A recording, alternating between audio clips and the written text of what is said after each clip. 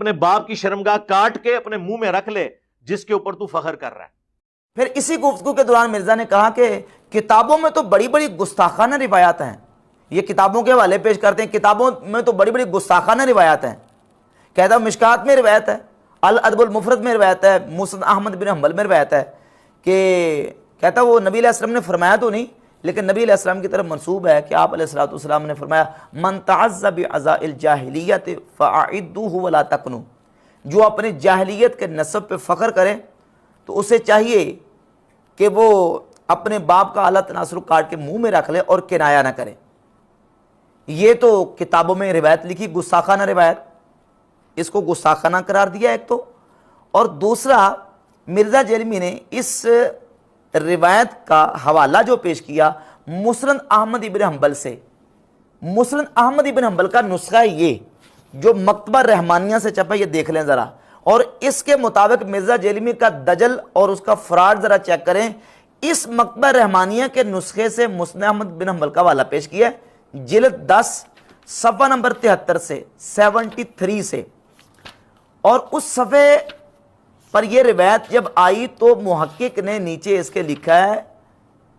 اخرجہ البخاری فی الادب المفرد قال شعیب حسن،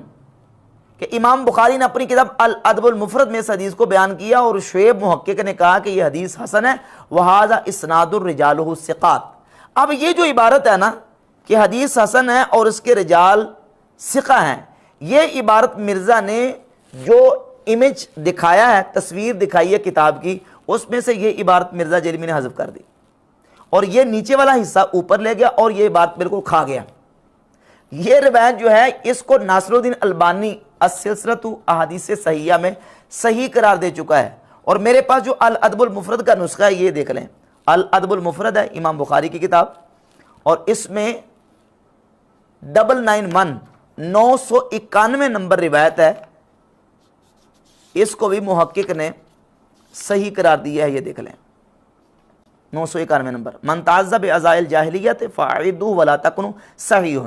اس روایت کو صحیح قرار دیا محقق نے، تو البانی بھی اس کو صحیح قرار دے رہا ہے، اور مسند احمد بن حنبل کا محقق بھی صحیح قرار دے رہا ہے، حسن قرار دے رہا ہے، اور اس کے علاوہ یہ الادب المفرد میں بھی اس کو صحیح لکھا ہوا ہے۔ مرزا جیلمی نے دجل یہ کیا ہے کہ مسند احمد بن حنبل کا جو پیج دکھایا اس میں حسن لکھا ہوا تھا، اس حسن کی بات کو کاٹ گیا اور کہتا ہے یہ گستاخانہ روایت ہے، جبکہ جو روایت کے الفاظ مشکات المصابیح میں موجود ہیں بے ابی، یہ الفاظ نہ تو الادب المفرد میں ہیں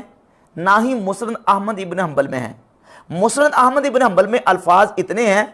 کہ جو جاہلیت کے نسب پہ فخر کرے، من تعزّ بعزاء الجاہلیات، جو جاہلیت کے نسب پہ فخر کرے، فاعدوہ ولا تکنوا، تو تم اس کو اس کے باپ کی آر دلاؤ اور کنایا نہ کرو، اس میں باپ کی شرمگاہ کو کاٹ کے منہ میں رکھ لو۔ یہ الفاظ جو ہیں یہ نہ تو الادب المفرد میں موجود ہیں اور نہ ہی مسند احمد بن حنبل میں موجود ہیں، اور یہ ساروں کے ساتھ فٹ کر دیتا ہے، اور فٹ کرنے کے بعد پھر اس کے اوپر حکم لگاتا ہے کہ یہ گستاخانہ روایت ہے، جبکہ الادب المفرد میں اور مسند احمد بن حنبل میں یہ الفاظ موجود نہیں، اور ناصر الدین البانی اس حدیث کو صحیح قرار دے چکا ہے۔